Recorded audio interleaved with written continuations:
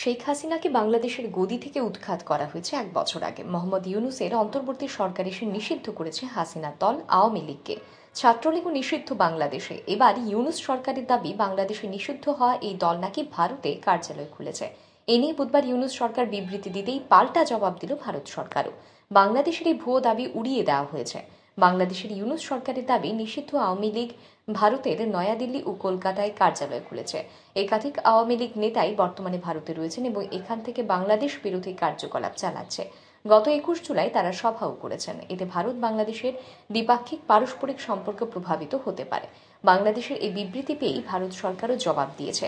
বিদেশ মন্ত্রকের মুখপাত্র রণধীর জয়সওয়াল বিবৃতি দিয়ে বলেছেন, ভারতে আওয়ামী লীগের সদস্যদের করা কোনো বাংলাদেশ বিরোধী কার্যকলাপ সম্পর্কে ভারত সরকার অবহিত নয়। ভারতের আইনের সঙ্গে সঙ্গতিবিহীন কিছু করাও হচ্ছে না।